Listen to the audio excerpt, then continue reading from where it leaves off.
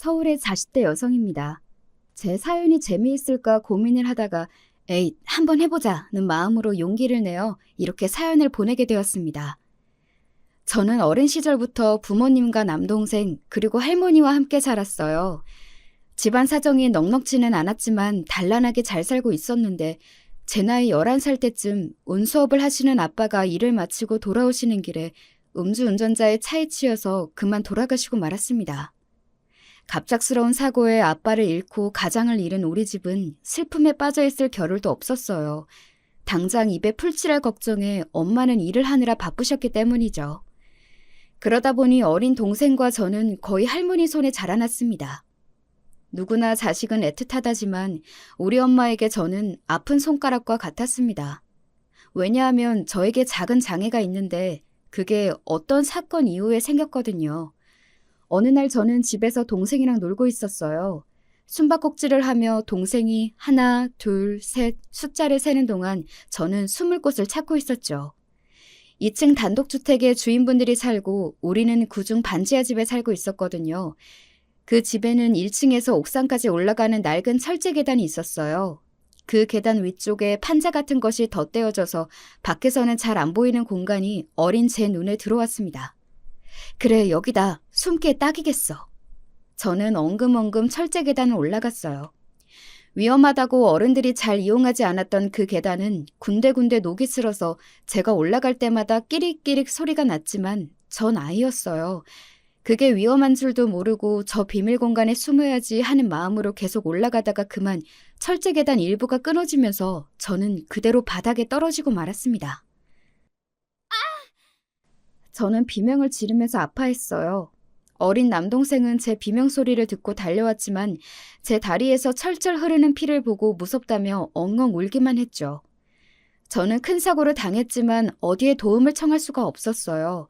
엄마는 일 나가시고 할머니도 외출하셔서 집에 어른이 한 분도 안 계셨거든요.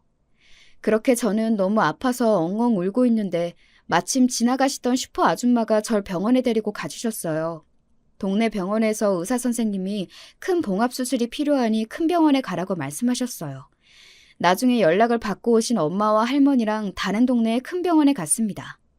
여러 시간이 걸린 수술을 마치고 나서 제 상태는 완전히 회복되지 않았습니다. 녹이 쓴 철제에 찢겨져서 이미 세균 감염이 심한 상태였고 어디에서 문제인지 모르겠지만 수술받은 정강이는 그 뒤로 온전치 못했습니다. 그 일 전까지 저는 뜀박질을 잘해서 동네 누구와 시합해도 져본 적이 없었거든요. 하지만 이제 달리기를 하지 못하는 다리를 갖게 되었습니다. 그리고 약간 절뚝이면서 걷는 모양새가 돼서 학교에 못된 애들한테 놀림도 종종 받았어요. 제 걷는 모습만 보면 우리 엄마랑 할머니는 눈시울이 붉어지십니다. 30년도 더 지난 지금도 그러세요.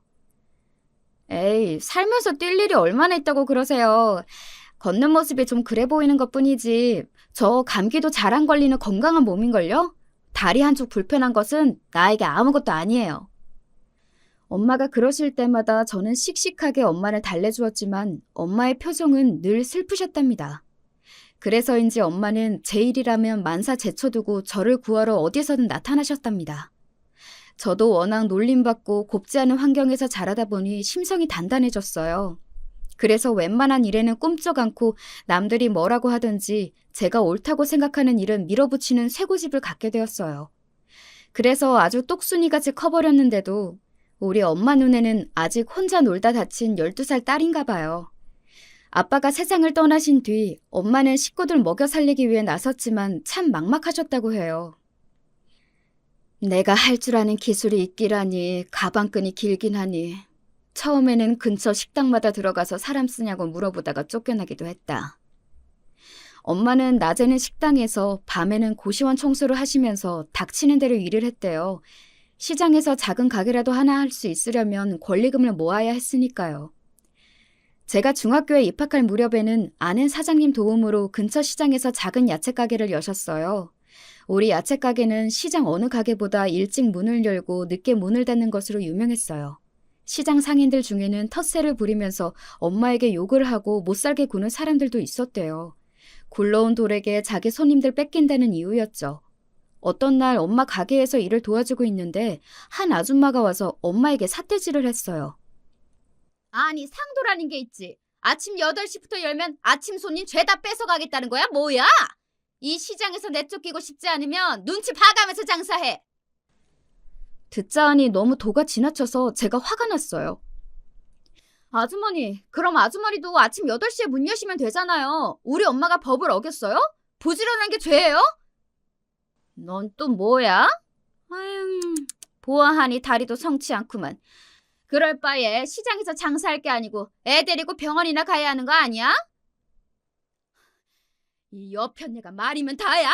내 딸이 어디가 어때서?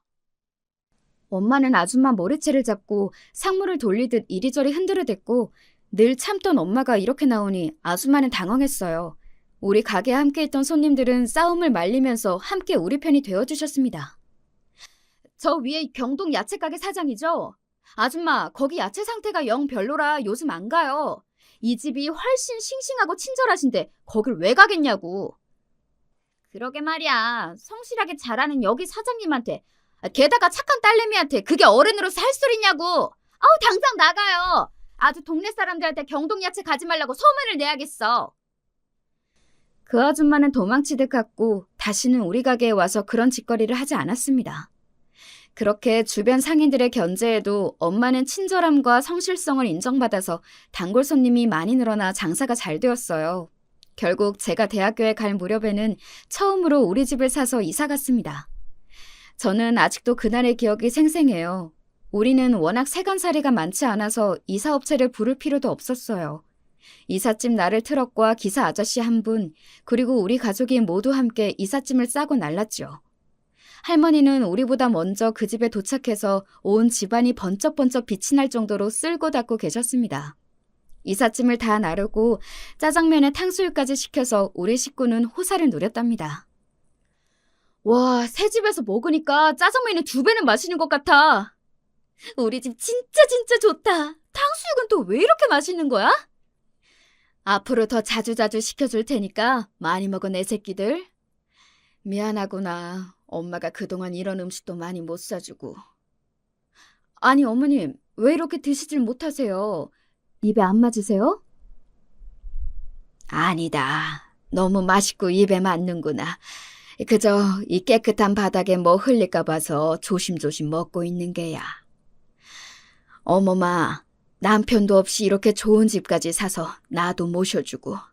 정말이지 내가 여한이 없어. 참 고맙구나. 밥을 먹다 말고 할머니부터 엄마, 저와 동생까지 감동을 받아 훌쩍거리게 되었지요. 너무 행복하고 우리 가족이 다 자랑스럽고 힘들거나 우울할 때면 저는 그때의 기억을 꺼내보고 있어요. 아쉽지만 저는 중간 키보다 조금 작고 얼굴이 예쁘게 생긴 것도 아니고요. 그리고 머리가 좋지 못해서 공부를 잘하지도 못했습니다. 다만 끈기 하나는 있어서 밤을 새워가면서 그 누구보다 공부를 열심히 했지만 제 등수는 늘 반에서 중간보다 조금 잘하는 정도였어요. 공부량은 전교 1등 못지 않은 것 같은데 말이에요.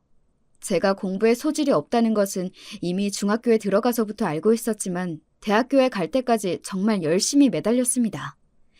저는 노래를 잘 부르거나 그림을 잘 그린다거나 어디 하나 특출난 구석이 없는 아이였으니까요. 그렇게 엉덩이 붙이고 밤낮 없이 공부를 하니까 그래도 서울 안에 있는 국립대에 입학할 수 있었습니다. 좀 더 좋은 대학교에 갈 성적은 되었지만 학비를 아끼고 싶어서 꼭 국립대에 가고 싶었거든요. 평범한 저에게도 누구보다 잘하는 재주 하나가 있습니다. 그건 알뜰하다는 것이에요. 절약하고 사시는 우리 할머니나 엄마도 혀를 내두를 정도로 저는 참 알뜰한 소비로 어른들 칭찬을 받고 살았습니다. 엄마 가게에서 일을 도와드리면 일한 수고값이라며 1,000원짜리 몇 장을 주시곤 했어요. 내 동생은 그 돈을 들고 곧장 시장에 있는 분식집이나 호떡 가게로 직행했어요. 하지만 전 늘 그 돈을 소중히 접어서 가져와서는 다음날 은행에 저금했습니다. 무려 10살 때부터 전 제 이름으로 된 통장이 있었거든요. 제가 엄마를 졸라서 처음 만든 뒤로 여러 차례 들리니까 그 은행에서 저는 누구보다 환영받는 고객이 되었습니다. 귀엽고 기특하다면서 지점장님은 명절에는 학용품도 선물해 주시고 은행 직원 언니, 오빠들이 마시는 요구르트나 사탕도 챙겨주시고 그랬어요. 다른 애들이 놀이터 가는 대신 저는 은행이 놀이터였던 셈이죠. 사춘기를 넘어서는 적금이나 대출 등 은행 상품에 대한 공부까지 은행에서 다 배웠기 때문에 또래에 비해서 경제관념이나 지식이 뛰어났습니다. 성인이 되자마자 주택청약저축을 가입했었고 늘 고이율의 적금, 예금, 나중에는 펀드 등 파생상품 등 은행 직원들이 좋은 것을 추천해 주셨기 때문에 돈을 잘 불릴 수 있었어요. 그래서인지 오늘 이날까지 남들이 다 하는 주식이나 가상화폐 등 위험한 투자는 절대 하지 않아요. 우리 집은 엄마가 장사를 하시니까 남들만큼 여행을 가거나 나들이를 가지는 않았어요. 그래도 저는 그것이 불만이었던 적은 없어요. 우리 가족은 날이 좋을 때 관악산에 등산을 가고 여름 열대야로 무더위가 기승을 부릴 때는 한강변에 돗자리 펴놓고 시원하게 놀았거든요. 나가더라도 가급적 외식을 안 했고 늘 집에서 주먹밥, 김밥, 그리고 과일 등을 도시락 싸서 까먹고 옵니다. 사실 여러분도 아시겠지만 등산로나 공원 등 밖에서 사 먹는 음식은 더럽게 비싸잖아요? 게다가 관광지 음식은 맛도 없고 정성도 없어서 정말 별로예요. 우리 식구는 밥 외에는 가끔 과일 정도만 먹을 뿐 음료수나 과자도 안 먹고 간식도 안 좋아해서 몸도 건강하고 돈도 아낄 수 있어서 참 좋았습니다. 다만 동생은 식성이 달라서 자기 용돈으로 나가서 떡볶이나 과자 등을 가끔 사 먹고는 했지만요. 그리고 저는 세상에서 옷과 신발값이 가장 아까워요.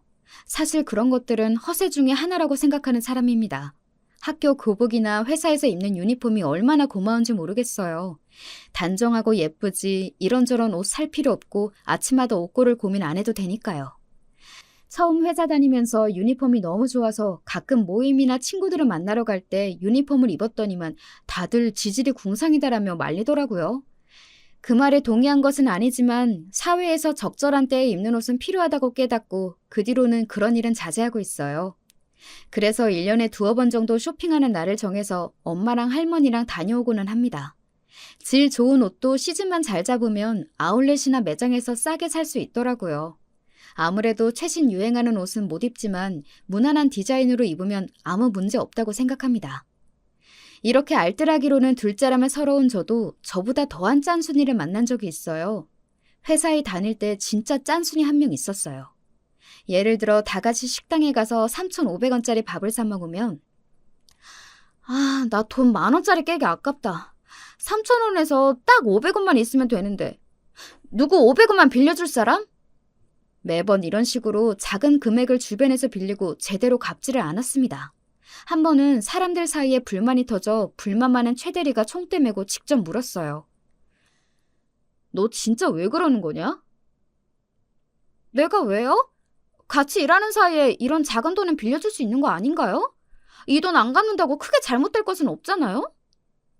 이렇게 자기 돈만 아깝다 하고 남의 돈 소중한 줄은 모르니 점점 사람들이 얘를 멀리하더라고요.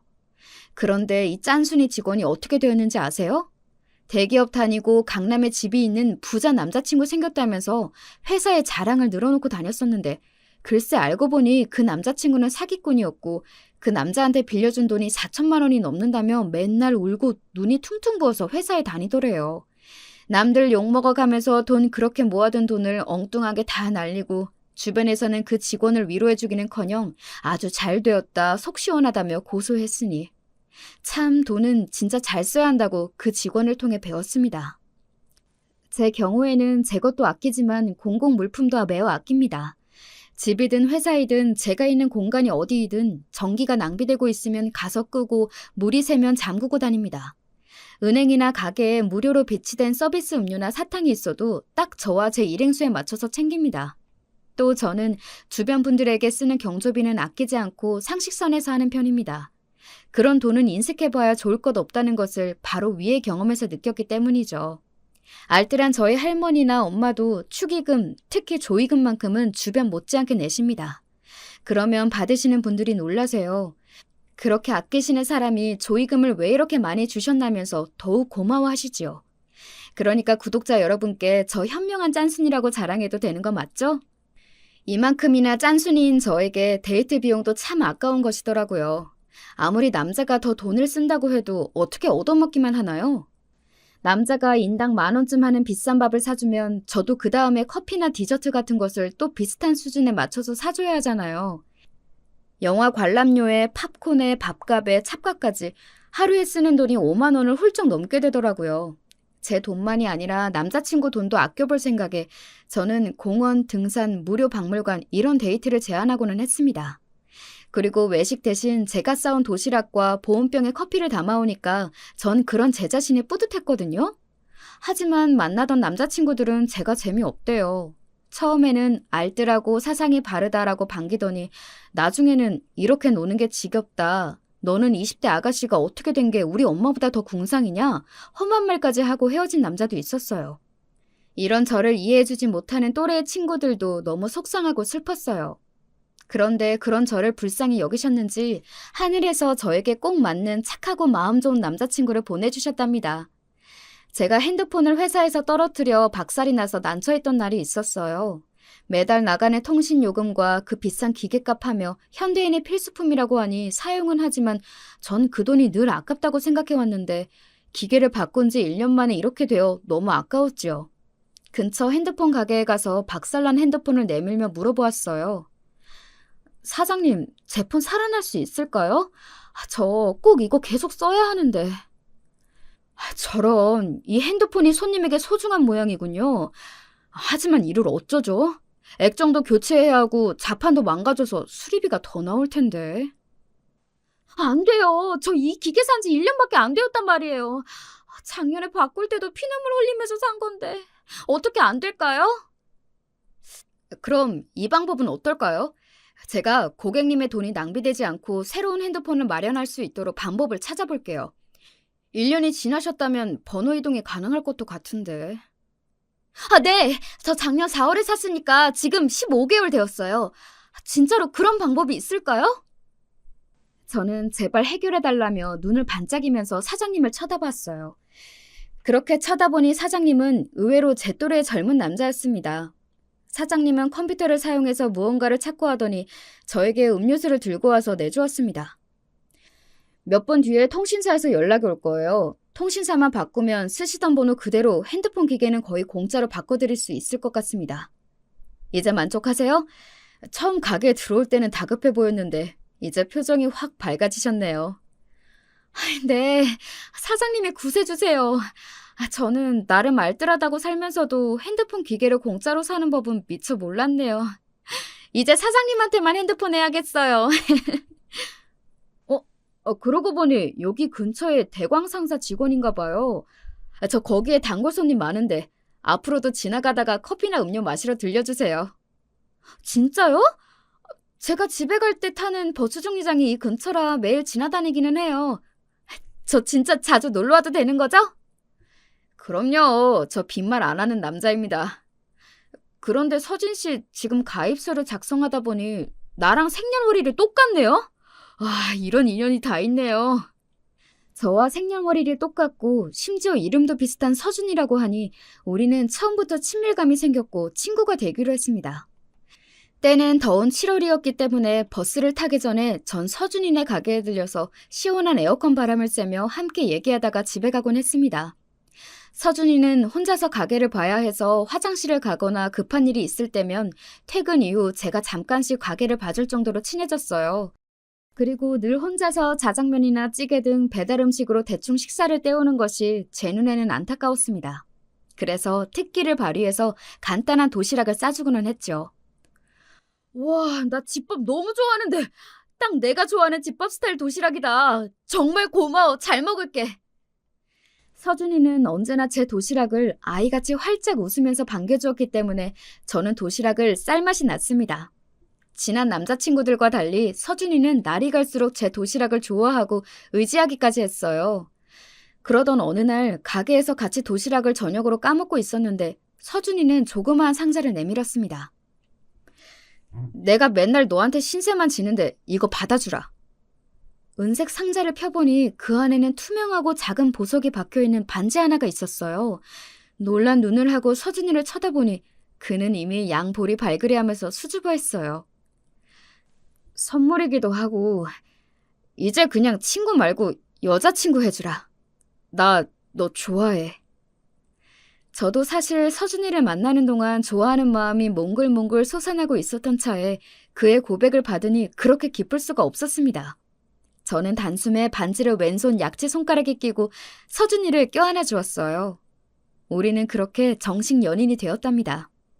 사실 데이트라고 해도 퇴근한 제가 서준이네 가게에서 함께 봐주면서 놀다가 서준이가 저를 집에까지 데려다 주는 것이 대부분이었죠.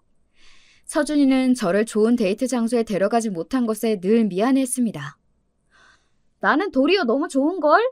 괜한 데에 다니면서 돈 쓰지 않고 서준이가 돈 버는 시간을 빼앗지 않고 일터에서 여름에는 시원하게 즐길 수도 있으니 완전 땡큐지. 이런 저를 너무 예쁘고 착하다며 더 아껴주고 믿어주는 서준이와 저는 정말 환상의 궁합이었습니다. 그러던 어느 날 퇴근하고 오니 서준이는 이미 가게 문을 닫고 있었습니다. 가게 문 앞에는 임시 휴업이라는 푯말이 붙어 있었죠. 서준아, 무슨 일 있는 거야? 왜 가게 문을 일찍 닫았어? 사실은 오늘 너랑 가볼 중요한 곳이 있어서 가게 문을 일찍 닫았지. 자, 가자. 어찌된 영문인지 모르겠지만 서준이는 우리 집에 가보자며 저를 억지로 버스에 태웠습니다. 그러고 보니 서준이는 평소에 간편한 반팔티에 면바지를 입고 있었는데 오늘따라 넥타이까지 메고 근사한 정장 차림이었습니다. 오늘 왜 이렇게 멋있게 차려입은 거야? 나 설레게. 정말? 나도 양복 차림이 꽤나 잘 어울리지. 미안하지만 오늘만은 너한테 잘 보이려고 입은 게 아닌데. 갑작스러운 남자친구의 방문에 우리 할머니는 서둘러서 옷을 갖춰 입느라 당황해하셨어요. 아니, 우리 손녀딸 애인이 올 줄은 내가 미처 몰라서. 미리 언지를 좀 줘야 이 할미가 맛있는 반찬도 만들어 놓을 거 아니냐. 그리고 저는 시장에 계신 엄마에게 집에 일찍 오실 수 있는지 전화를 드렸어요. 서준이에게는 우리 식구들 앞에 깜짝 방문한 속셈이 있었습니다. 할머님, 어머님, 절 받으십시오. 귀한 따님의 남자친구 김서준이라고 합니다. 서준이는 넙죽 절을 올리고 특유의 해맑은 웃음을 날리면서 두 분께 인사를 드렸어요. 우리 엄마는 당황스럽기도 하지만 인상이 좋은 서준이를 보시고는 기분이 좋으셨던 것 같아요. 한참 동안 엄마와 할머니는 서준이에게 궁금하신 이것저것 물어보시면서 대화를 하고 있었어요. 저는 할머니가 하시던 찌개랑 반찬을 마무리하며 부엌에 있었는데 갑자기 저를 부르시더라고요. 아이고, 우리 손녀가 벌써 시집을 가다니 내가 참 오래도 살았다. 그렇죠, 어머니? 이제 이런 순간이 오고야 말았네요. 하지만 우리 사위가 너무 좋은 사람 같으니까 아쉬움은 없어요. 네? 사위라니 무슨 말씀이신 건지 어리둥절한 표정으로 있었어요. 서준아, 나 두 분께 허락받았다. 우리 결혼하자. 사랑해. 서준이는 갑자기 저에게 꽃다발을 안기면서 청혼을 했습니다. 그리고 할머니와 엄마는 언제 봤다고 서준이 편이 되어서는 박수를 치면서 감격에 겨운 눈물을 훔치고 계셨어요. 세상에나 여자친구에게 청혼하기도 전에 가족들에게 먼저 결혼 허락을 받는다니 너무 이상하지 않아요? 우리 남편이 그런 사람이에요. 사람이 그렇게 착하고 해맑을 수가 없어요. 저에게 우리 할머니, 엄마가 얼마나 중요한 분들인지 서준이는 알고 있던 겁니다. 만약 제가 좋아하는 남자를 두 분이 반대하신다면 저는 결혼하지 않을 것 같아요. 오늘 드디어 결혼 허락을 받았다! 제가 청혼을 받아들이겠다고 하자 서준이는 이렇게 크게 웃으며 기뻐했어요. 그럼 이제 서준 씨 부모님께 가서 결혼 인사를 드려야겠다. 그럴 필요 없이 바로 상견례 날을 잡자. 지난번에 너가 우리 가게에 있을 때 부모님이 갑자기 찾아오셔서 인사드렸지? 그때 우리 부모님은 너가 참하고 마음에 드신다고 했으니 그걸로 된 거 아니겠어? 그래서 우리 할머니와 엄마 그리고 서준 씨 부모님을 모시고 상견례를 하게 되었습니다. 아가씨가 매일 우리 서준이 도시락을 싸다 준다고 들었어요. 요즘 사람답지 않게 솜씨 좋고 알뜰하고 이렇게 예쁘고 바르게 참 좋은 사람으로 잘 키우셨습니다, 사부인. 아휴, 별 말씀을요. 저는 가게 하느라 바빠서 우리 어머님께서 서준이를 다 키워주셨습니다. 우리 서준군도 사람이 참 반듯하고 인상도 서글서글하니 서준이와 참 잘 어울리네요. 그러게 말이에요. 요즘 처자답지 않게 알뜰살뜰 잘 살게 생겼어. 요즘 여우 같은 기집애들 좀 보세요. 부모들 무시하고 지들끼리만 살겠다고 버티지 않나. 이러면 안 되는 것 아닌가요? 옛날 공자부터 그러지 않았어요. 효도가 세상 제일 중요한 것이라고. 사부인, 그럼 애들끼리 신혼살림 차려주지 않고 합가시킬 생각이신가요? 당연하죠. 나는 우리 아들이랑 떨어져서 살아본 적이 없어요. 얘가 저 없이는 아무것도 못하는 칠칠한 얘랍니다. 우리 며느리도 제가 같이 살면서 예뻐하고 가르쳐 줄게요. 걱정 마시라니까요. 예비 시모를 뺀 거기 있는 사람들 모두 침묵을 지키다가 예비 시부가 분위기를 풀어보려고 했습니다. 이 사람이 좀 힘들게 아들을 가져서 키우다 보니 이렇게 마음이 앞선 모양입니다. 물론 아이들끼리 상의해서 합가를 할지 독립을 할지 정할 이야기지요. 그렇게 이런저런 다른 이야기를 하다가 예비 시모가 목이 마른데 종업원이 언제 오는 것이냐고 툴툴거리셨습니다. 제가 물 가져다 드릴게요, 어머님. 자리에서 일어나서 종업원에게 얘기하고 자리로 돌아오는데 이상한 것입니다. 예비 시모는 무슨 벌레라도 본 듯이 놀라고 불쾌하다는 눈초리로 저를 쳐다보고 있었습니다. 너 어디 다리라도 다쳤니? 걷는 모양새가 왜 그런디야? 제가 절뚝거리는 모습을 예비 시모는 처음 보고 알게 된 것인데 이 말에 우리 엄마의 표정은 당혹감과 불쾌함으로 힘들어 보이셨어요. 전 아무렇지 않다는 듯이 대답을 했어요. 제가 어릴 때 좀 장난꾸러기였어야 말이죠. 잘못 떨어져서 다리가 다쳤는데 사는 데는 아무 지장 없어요. 저도 제 다리가 좀 다르다는 걸 잊고 살 정도로요. 아니, 그게 그냥 좀 다른 문제가 아니지. 설마 장애가 유전된다거나 그런 것은 아니겠지? 엄마, 지금 장모님이랑 할머님도 계신데 말씀 조심해 주세요. 장애라뇨. 우리 서진이 말 그대로예요. 누구보다 건강하고 잘 지내고 있으니까 괜한 걱정 마시라니까요. 그래, 나도 당신이 말하기 전까지는 이상한지 모르겠던 걸 웬 호들갑이야.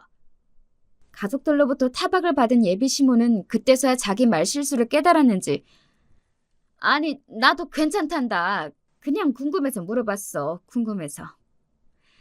상견례 자리를 마치고 집에 돌아와서 할머니와 엄마의 얼굴은 어두워 보이셨습니다.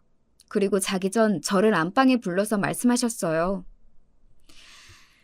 너의 시모 될 분이 보통 분 같지 않아 보이더라. 꼭 시부모님을 모시고 살아야겠니? 다시 한번 생각해봐라. 엄마, 저도 그렇긴 한데요. 사실 지금은 우리가 모은 돈이 부족해요. 그렇다고 덜커덩 월세집에 가서 매달 몇십만 원씩 나간다고 생각해보세요. 그것만큼 아까운 돈이 또 어디에 있겠어요? 우리가 시부모님 댁에서 살면 그만큼 절약할 수 있으니까 얼른 돈 모아서 집 사면 그때 분가할게요. 나는 네 다리를 보자마자 대놓고 인상을 찌푸리던 사돈만 생각하면 이 결혼도 말리고만 싶은데 니네가 살 집이 없어서 합가까지 해야 한다니 정말 마음이 너무 속상하구나. 내가 돈이 있었으면 니네 작은 집이라도 구해주는 건데. 엄마는 참 별 말씀을 다 하셔요. 엄마가 준 데도 안 받을 거거든요. 우리 부부가 스스로 마련한 집이어야 의미가 있죠. 엄마, 나 5년 안으로는 분가를 해보일 테니까 너무 걱정 마세요. 하지만 합가의 세월이 길어질 거라고 그때는 전혀 생각하지 못했어요. 결혼하고서 남편은 핸드폰 가게를 운영하고 저는 다니던 회사를 계속 다니면서 맞벌이로 돈을 벌 계획이었으니까요. 그리고 또 제가 누굽니까? 알아주는 똑순이 짠순이니까 금방 집을 살 자신이 있었죠. 그러나 살아보니 그게 참 쉽지가 않더라고요. 결혼하고 얼마 되지 않아서 저는 아들 쌍둥이를 임신했어요. 제 아이가 생겼다는 기쁨도 잠시, 쌍둥이를 임신한 제 몸은 하루하루 숨쉬기도 버거웠어요. 그래서 결국 직장을 그만둘 수밖에 없었어요. 쌍둥이를 임신하고 집에 들어 앉으니까 시모는 저에게 집안일을 온통 맡겨버리셨어요. 어머님, 저 배가 많이 불러서 빨래나 청소는 힘든데 그것만 도와주시면 안 될까요? 직장 다니던 얘가 집에 있으면 하루 종일 심심할 것 아니냐. 쌍둥이들 출산하고 나면 그때는 내가 도와주마. 하지만 집안일보다 더 힘든 것은 시모의 수다를 하루 종일 들어줘야 하는 것이었어요. 우리 시모는 말이 정말 많은 편이었어요. 전화기를 한번 붙잡았다 하면 기본이 2시간이요. 많으면 서너 시간이 훌쩍이었어요. 대화 내용도 별다른 용건이 아니었어요. 어느 친구네 이혼했다더라, 그 집 사위가 어떠고 며느리가 어떠고 이렇게 수다를 떨고 나시면 저에게 와서 2차전 수다를 하세요. 저는 집안일을 하느라 바쁜데 옆에 오셔서는 내가 지난번에 얘기했던 순심이네라고 있지? 이번 여름에 큰아들이 모시고 베트남 여행을 간다고 나한테 자랑자랑을 해대서 내가 딱 그랬지. 우리 애들은 굳이 나를 모시고 살겠다고 집에 들어와서 우리 집안일도 며느리가 다 해준다고.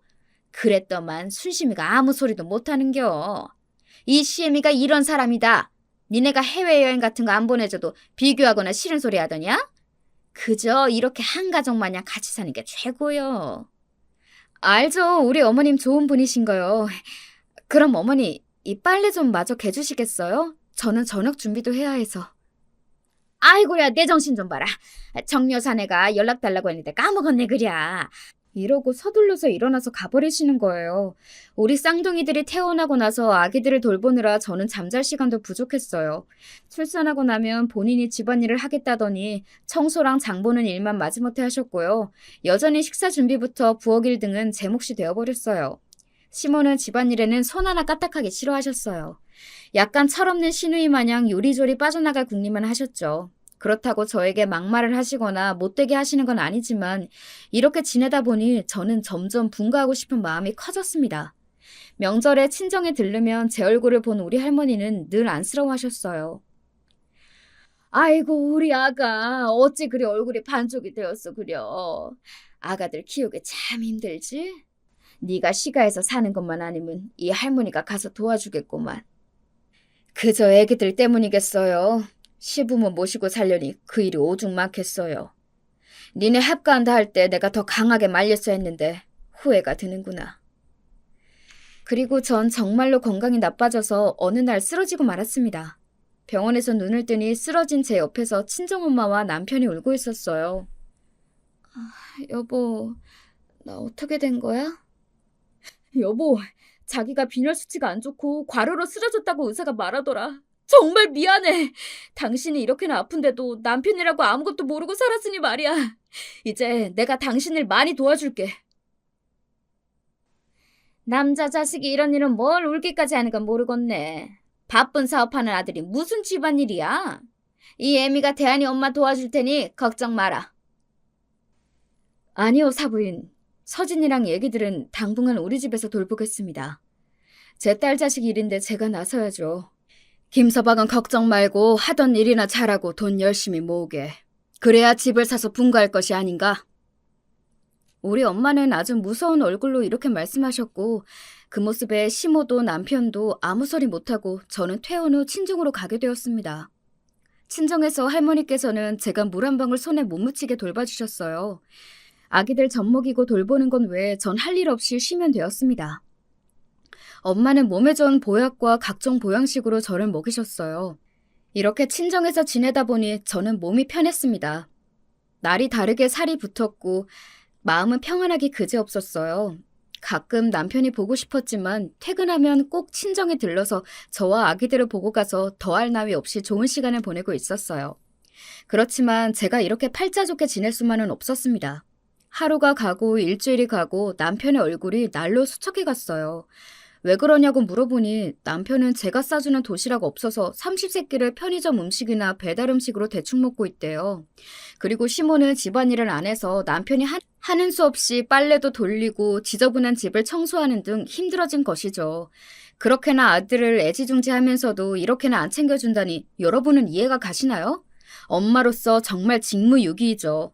남편이 이렇게 고생하는 것을 아는데 저만 좋자고 마냥 친정에서 지낼 수만은 없었어요. 그래서 2주 만에 시댁에 들어가기로 했습니다.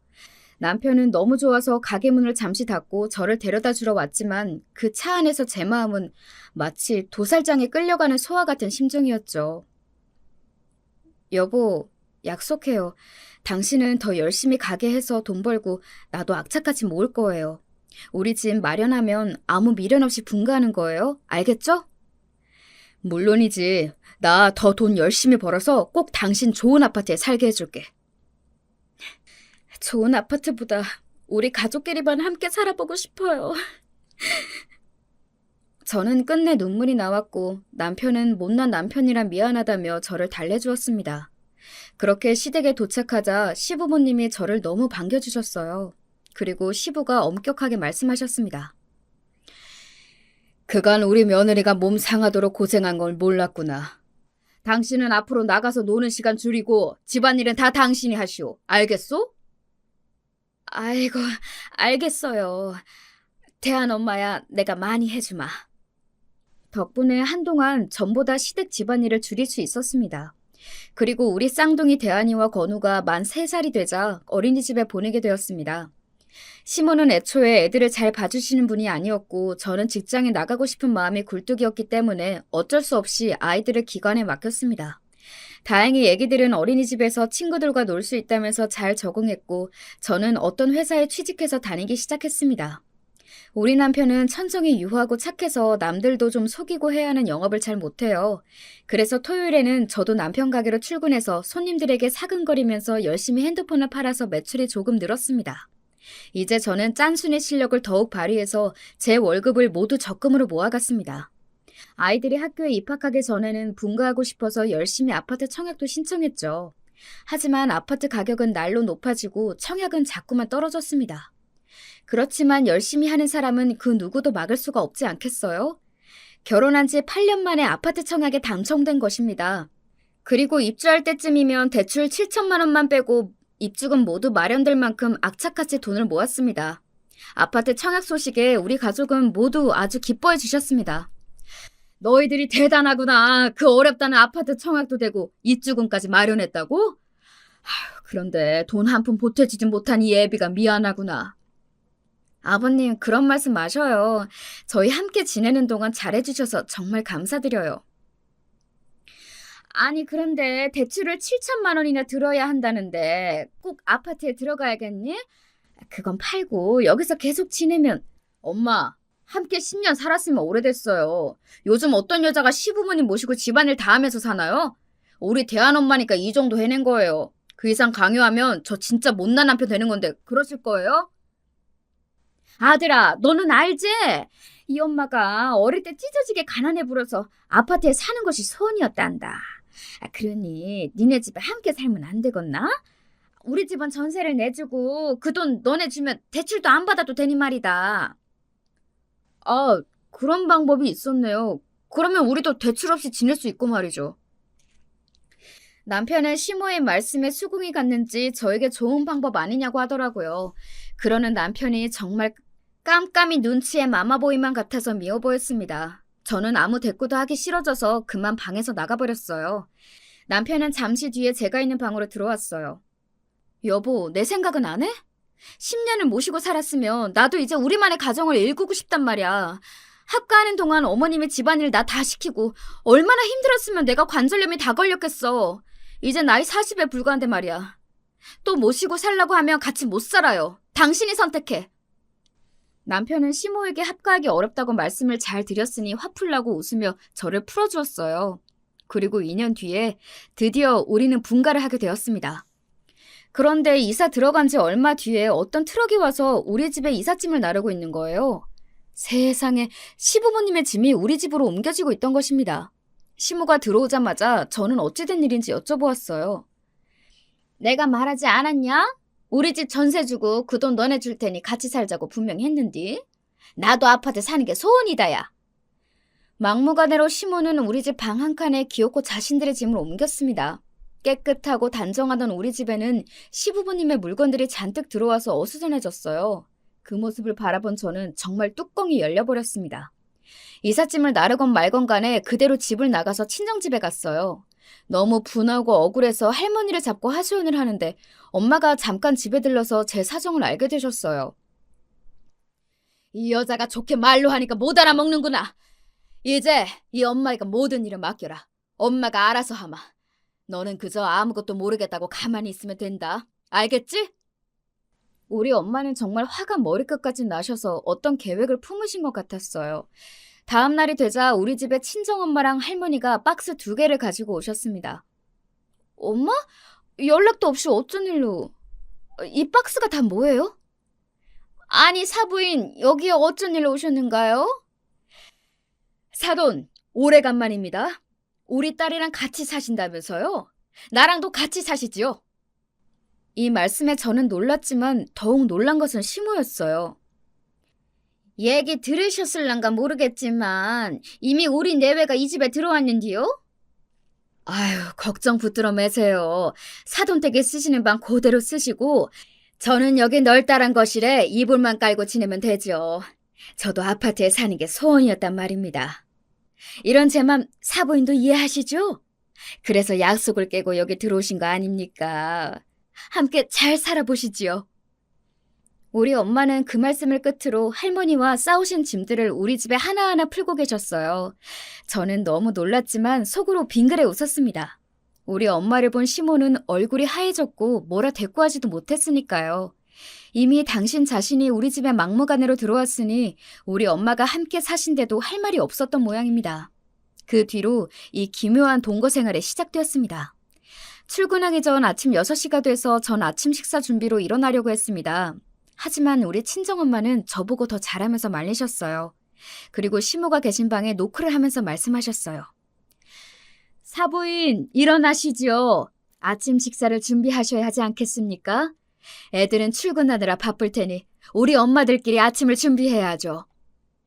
계속 문을 두드리면서 깨우니 하는 수 없이 시모는 일어나서 나오셨대요. 사부인은 시장 다니느라 그런가 본데 나는요 아침 일찍 못 일어나는 몸이라 아침 식사는 혼자 하시면 안 되겠습니까? 아유, 그러세요? 그럼 점심하고 저녁 식사를 사부인이 하시겠어요? 저는 아침 식사만 차리면 되겠네요. 늘 우리 며느리가 식사를 다 해주었는데. 사부인, 우리 애가 지금 출근해서 돈을 버는데 기어코 집안일을 다 시키겠다 이겁니까? 그럼 나는 김서방 깨울까요? 김서방 보고 아침 차리라고 할까요? 아유, 알겠어요. 내가 아침 식사하면 될 건 아닌겨. 결국 시모는 항복하고 당신 스스로 아침을 차렸습니다. 저는 그동안 미처 몰랐습니다. 진상의 시모보다 우리 친정엄마가 더 할 수 있는 분이셨다는 걸 말이에요. 그 뒤로 아침 식사는 시모가, 저녁 식사는 우리 엄마가 해주셨습니다. 낮 동안 우리는 출근해서 집이 비어있으니 시모는 전에 살던 대로 집을 어지르면서 청소도 안 해놓고 있었습니다. 사부인, 집이 비어서 사부인 혼자 계실 때에는 청소와 물걸레질, 그리고 빨래까지 하셔도 충분할 시간이지요. 일하고 돌아온 김서방이나 우리 서진이한테 하라시는 건 아니겠죠? 아니, 내가 요즘 관절이 아파서 하고 싶어도 청소를 못하겠네요. 아우, 저런. 사부인이 그러시다면 저랑 같이 한의원도 가시죠. 내일부터 우리 야채 가게로 오세요. 제가 잘 아는 명의가 있거든요. 그리고 우리 어머님께 낮에 여기 오시라고 부탁드려 놓을게요. 우리 어머님이 사부인 하나하나 가르쳐드리면서 함께 일하시면 훨씬 수월하실 겁니다. 아니, 내가 시집살이도 안 해봤는데 사부인네 어머님 밑에서 이 나이에 시집살이를 하란 말이요? 무슨 말씀이세요? 시집살이라뇨. 사부인, 우리 애가 10년 동안 합가하면서 시집살이 시키셨습니까? 모르는 거 가르치면 예뻐해 주신다면서요. 우리 어머님 좋은 분이시니까 사부인 어렵지 않게 잘 해주실 거예요.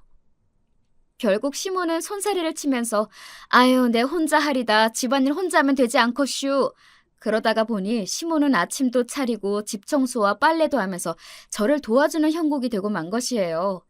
저녁 식사도 엄마가 해주시고 제가 야근으로 늦을 때 우리 쌍둥이까지 챙겨주시니까 저는 정말 예상외로 만족스러운 이중 합가 생활이 된 거예요.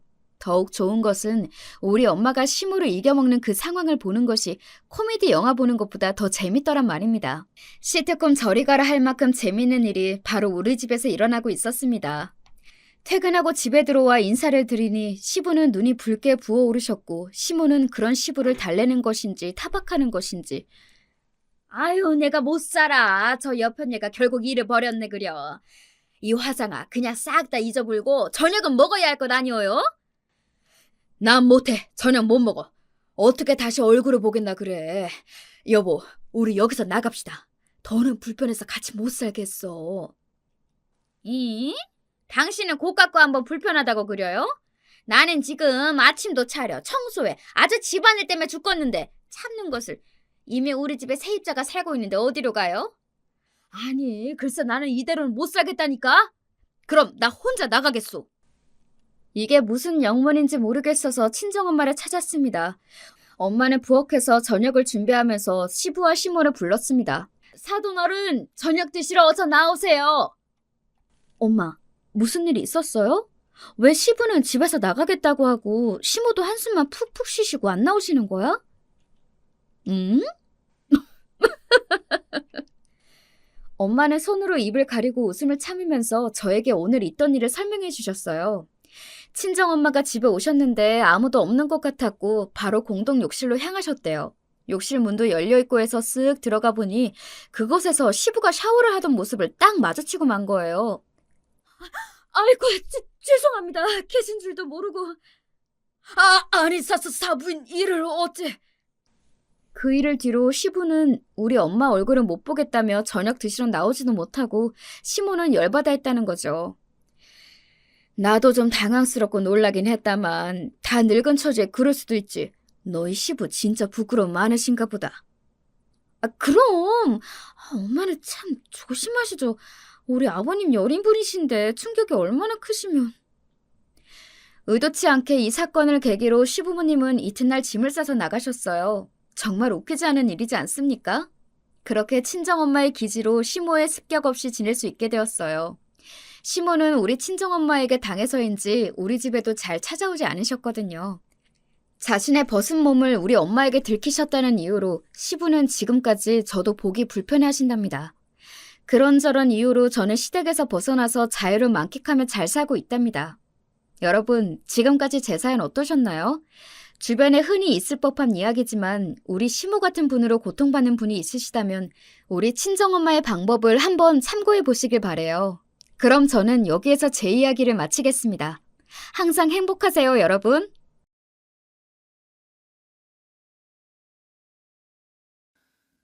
안녕하세요. 저는 요새 부쩍 더워진 날씨에 약속을 줄이고 유튜브로 사연을 빠지다나 실컷 듣는 일상을 보내고 있는 여자랍니다. 약속을 나가면 지인들과 이런저런 이야기를 많이 나누지만 정작 제 안에 진짜 얘기는 꺼내 보인 적이 드문 것 같아요. 부끄럽기도 민망하기도 한 저의 인생 이야기를 사연에 빠지다에 슬그머니 보내봅니다. 저는 친정 부모님이 워낙 옛날부터 바쁘셔서요. 방치돼서 자라는 편이었어요.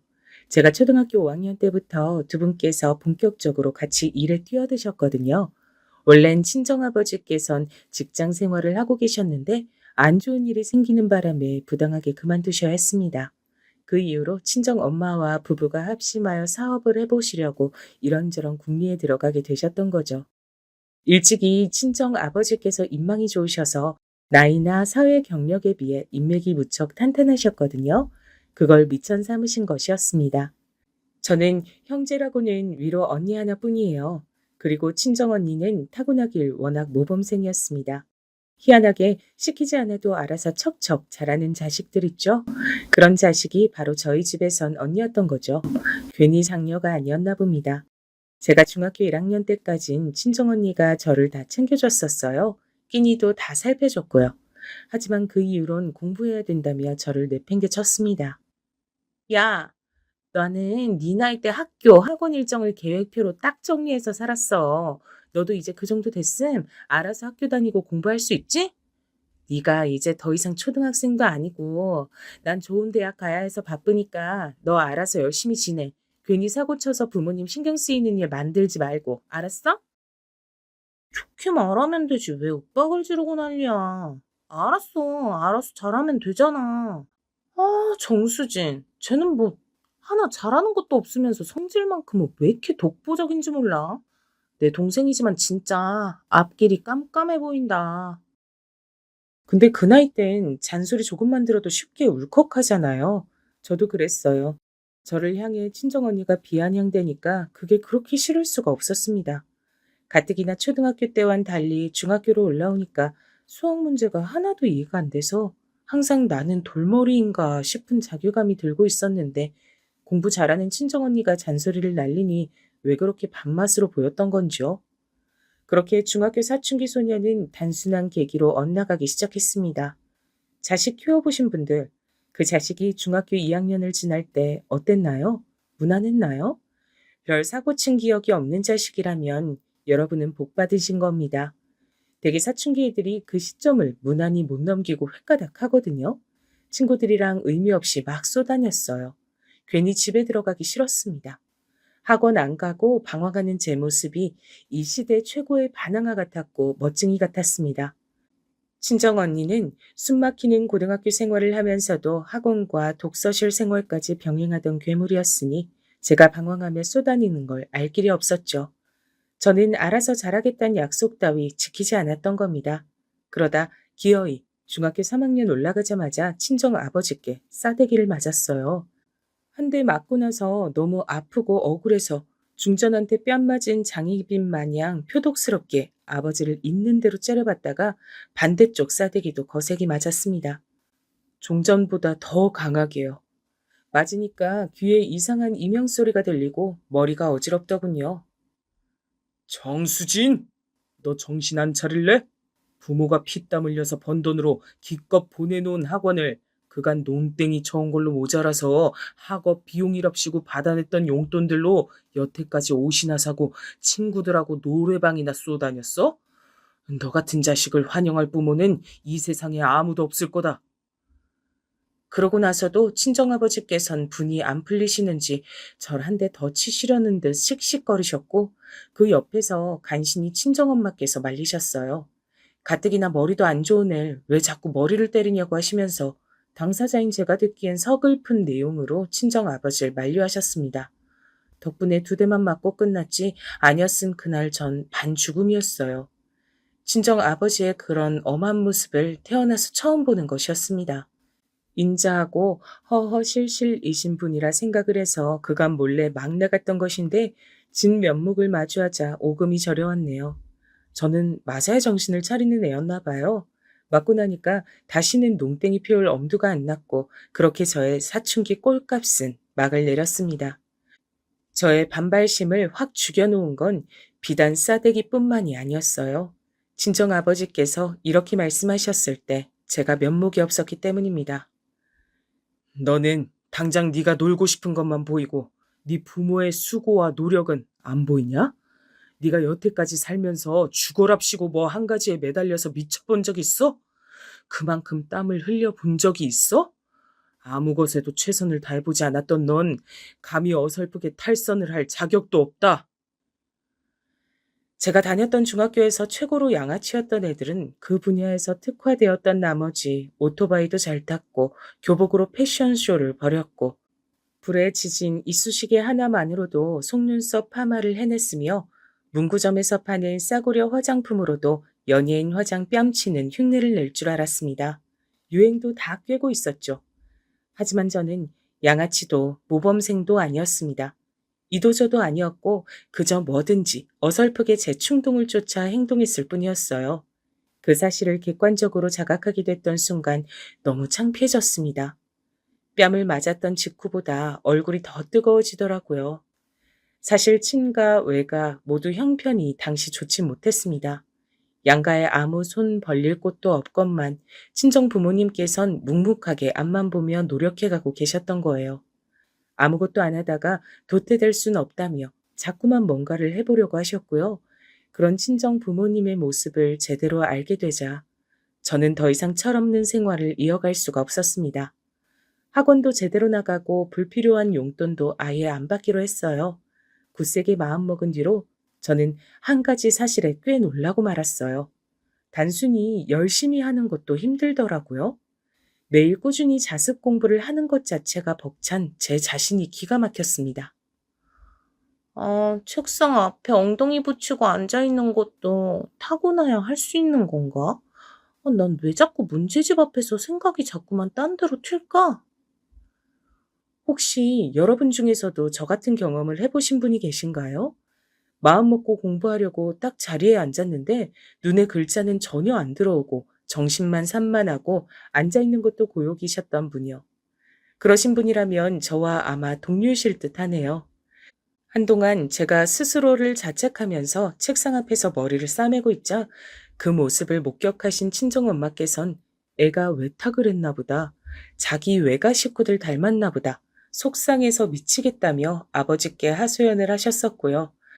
그걸 듣고 저는 처음 깨달았었죠.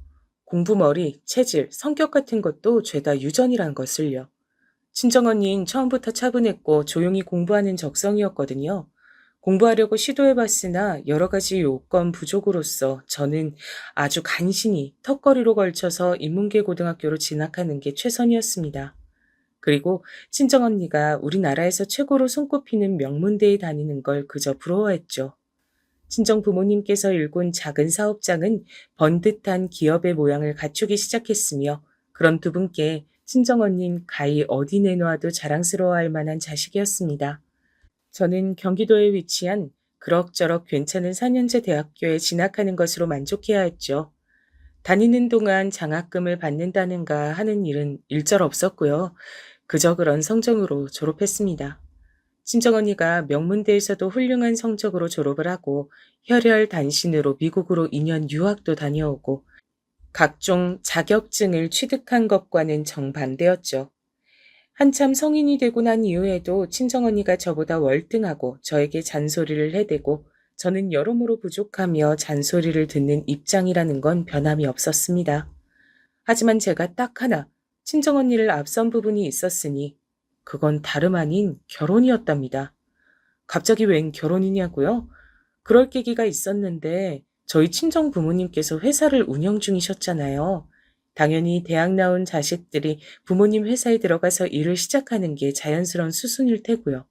하지만 저는 중학교 때 친정언니한테 잔소리 좀 몇 번 들었다고 심사가 뒤틀려서 반항기를 시작했던 시절의 잘못을 비슷하게 답습하고 말았습니다. 괜히 거기 들어가서 일을 하기가 싫은 거예요. 저와는 비교할 수 없을 정도로 훌륭한 재원인 친정언니가 거기 들어가 있으니까 저마저 그곳에 간다면 사람들이 언니보다 동생이 너무 떨어지네 라면서 말을 할 것이 분명했어요. 그게 너무 싫었습니다.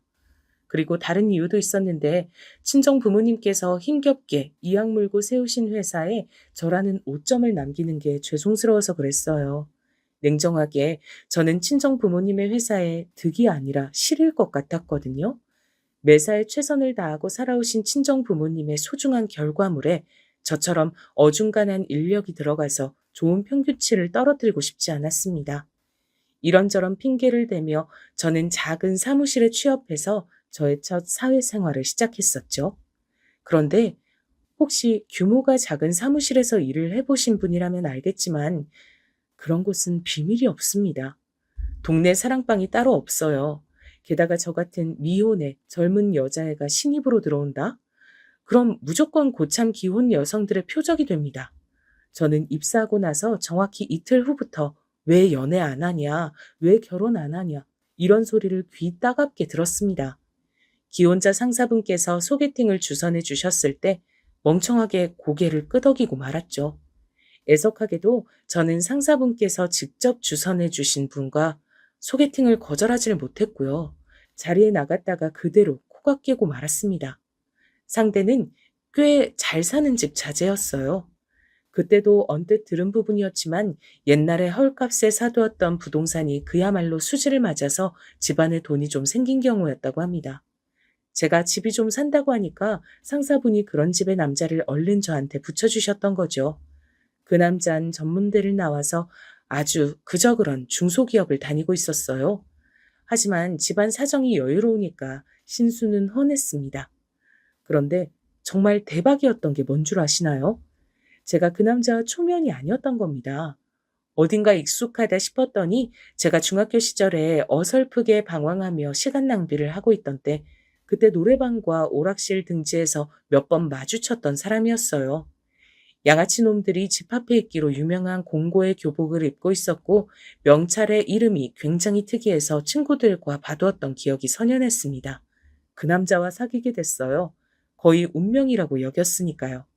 완전히 빠져들어서 금세 진지한 감정이 됐고 어느새 결혼까지 하게 됐던 거예요. 사실 제가 친정 식구들은 한 목소리로 반대를 했지만요.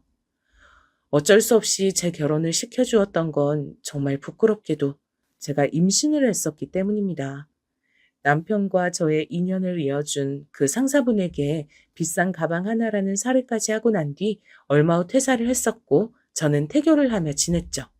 근데 몇 주 뒤 병원에 정기검진차 가봤다가 안 좋은 소견을 들었어요. 유산 가능성이 있단 것이었죠. 청천벽력이었고 그 후로 열심히 관리를 해봤지만 끝낸 유산 판정을 받았습니다. 약물보단 수술이 낫다고 해서 그렇게 했고요. 그런데 수술하고 나서 보인 남편의 반응이 정말 별로였어요. 저한테 왜 그렇게 우울해하냐면서 이미 벌어진 일은 어쩔 수 없는 건데 죽상 좀 하지 말란 식으로 말을 하더군요. 보는 사람까지 같이 우울해지는 것 같다면서 저한테 표정 관리를 하라고 했습니다. 아기를 유산으로 잃은 사람한테 표정 관리라니요? 시댁도 매한가지였어요. 애 가진 여자가 얼마나 몸 관리를 허술하게 했으면 유산을 격리하며 저를 질책했습니다. 집안 형편이 어렵지 않다길래 그게 마음에 들어서 흔쾌히 허락하고 며느리로 맞았더니 너무 섣부른 결정이었다며 후회하고 있단 말씀들도 하셨죠. 제가 그런 소리를 듣고도 가만히 있을 순 없었네요. 게다가 유산 후유증으로 너무 힘든 상태였는데 저를 향한 비난까지 들으니까 제정신일 수가 없었어요. 남편한테 선언했습니다. 네 가족들 죄다 내 앞에 한날 한시에 집합시켜서 나한테 사과를 시키든가 아니면 우리 이혼하든가 해. 둘 중 하나야?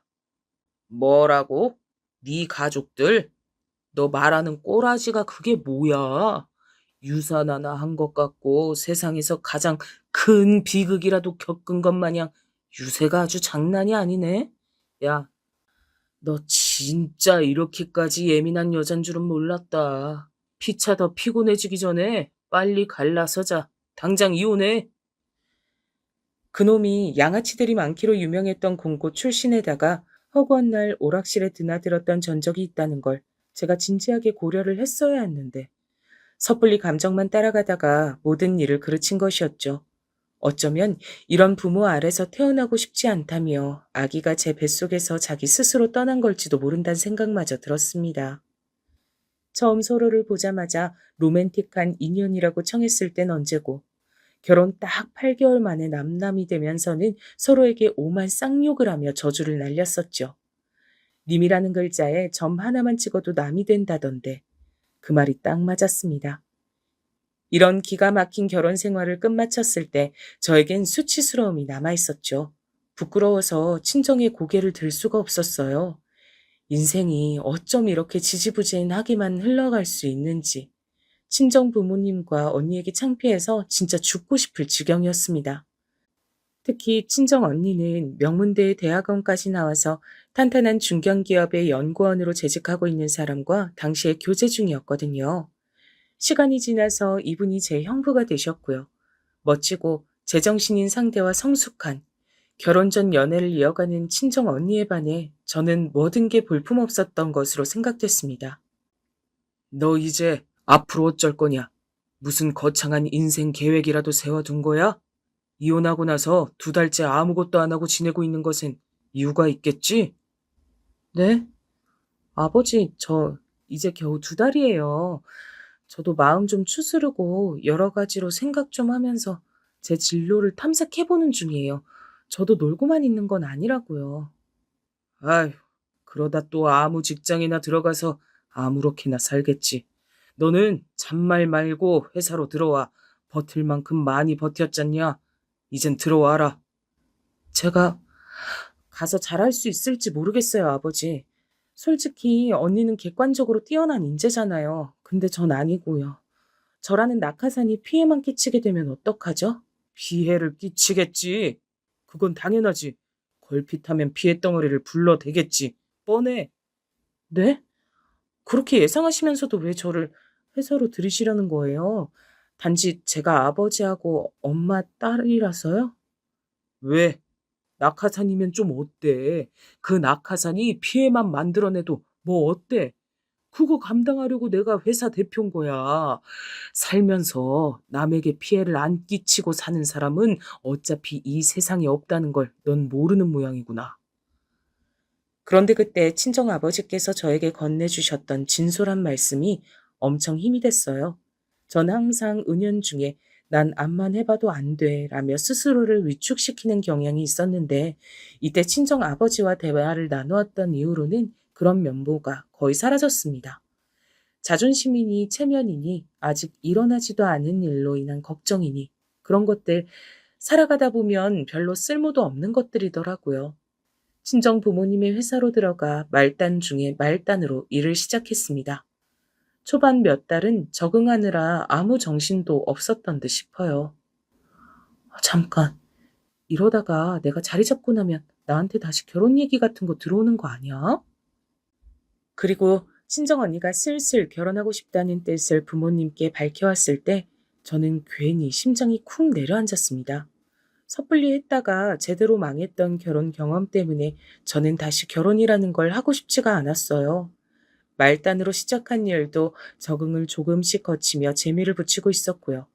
이대로 일만 쭉 하면서 살아도 될 것 같더라고요. 가슴 아픈 유산 경험 때문에 다시 임신을 한다고 생각만 해도 한숨이 나왔고요. 친정 부모님께 제 속내를 시원하게 밝혔습니다.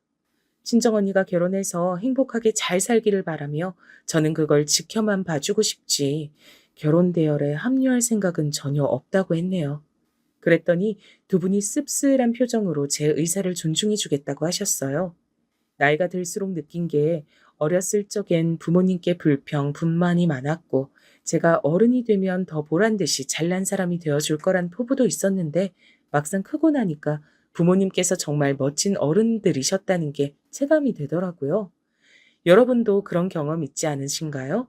어른이 되고 나니까 내가 우리 부모님의 반이나 따라갈 수 있을까 하는 생각이 분명 저 말고 들어보신 분이 계실 거라고 믿어요. 아무튼 저는 결혼은 뒤로 한 채 일만 열심히 배우며 살았습니다. 그러니까 예비 신랑과의 만남은 제가 작정하고 그런 것이 아니었어요. 마음의 준비 없이 일어나는 교통사고처럼 어쩌다 보니 예비 신랑과 엮여서 고민 끝에 사귀게 됐고 진지하게 서로를 나누는 관계가 됐던 것이죠. 사귀던 도중에 결혼을 약속했었기에 호칭을 예비 신랑이라고 해볼게요. 예비 신랑은 제 과거를 다 아는 남자였습니다. 유산이나 이혼 같은 것들을 다 알고도 포용해 주었다는 것에서 100점 만점이었죠. 냉정하게 사는 형편은 딱 보통이었고요. 예비 신랑이 집안에서 독보적으로 혼자 어릴 때부터 공부머리가 있는 편이었다네요. 그래서 집안 어른들의 예쁨을 많이 받고 자랐다고 했습니다. 하지만 예쁨을 그렇게 많이 받고 자랐다는 사람치곤 성격이 뭐랄까? 꽤나 쿨했어요. 너무 쿨해서 찬바람이 쌩쌩 불었죠. 하지만 김연기고 아니면 아닌 그 성격이 저는 마음에 들었답니다. 여러분은 배우자나 연인분께 결정적으로 빠지게 된 계기가 있으셨나요? 저는 정확하게 있었어요. 중고 물품을 거래하는 아주 유명한 인터넷 카페가 하나 있죠. 저는 거기서 80만 원을 사기당했습니다. 80만 원이라는 거금을 붙이고 거래 물품이 배송 오기를 오매불망 기다렸는데요. 일주일이나 기다렸다가 받은 택배 상자에는 쓰레기만 가득이었습니다. 그냥 쓰레기도 아니고 먹다 남은 치킨뼈가 웬 말인가요? 모욕적이었죠. 여러분의 배우자가 사기를 당했다는 걸 알고 너무 분통해서 눈물을 흘리고 있는 상황이라면 여러분은 가장 먼저 어떤 반응을 보이실 거예요? 제 예비 신랑 같은 경우엔 저한테 이렇게 말했어요. 너는 진짜 별걸 다 사기당한다. 하긴 웬 이상한 놈한테 사기 결혼도 당했었으니 알만하다. 정말 못 봐주겠다. 한숨과 함께 혀를 끌끌 차면서 말을 하는 거예요. 차라리 아무 말도 않는 게 낫지 않나요?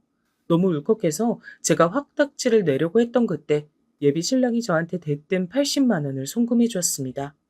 사기당한 금액을 왜 저한테 보내주나 싶어서 어리둥절했죠. 사기꾼 놈 잡힐 때까지 네가 2달이 못 먹고 잘까봐 내가 돈 보낸 거니까 사기꾼 잡히면 난 그때 그 놈한테 돈 받을게. 그러니까 너는 80만 원 사기당한 적 없다 생각하고 그냥 지내. 알았지?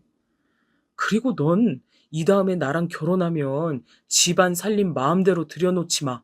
사기당해서 옥장판 사고 다단계 화장품 사고 아 이럴까 미리 겁난다. 참나. 근데 제가 그런 예비 신랑의 모습에 마음이 스르르 풀려버렸던 거 아니겠어요? 뿐만 아니라 예비 신랑이 그 후로 무척 잘생겨 보였습니다. 평소에 참새같이 생긴 얼굴상이라고 생각해 왔었는데 갑자기 늠름한 독수리 같은 인상으로 보였으니 말 다 했죠.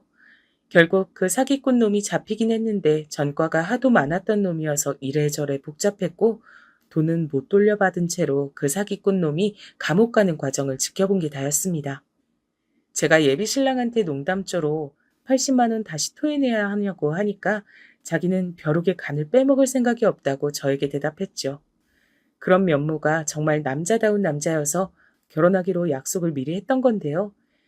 약간의 문제들이 있었다면 우선 제가 집안 형편이 어렵지 않다는 표현으로 수중에 돈이 좀 있는 사람임을 애들로 표현을 해놨었을 뿐 가족 회사에 다니고 있는 중이라곤 안 밝혔단 점이 있었고요.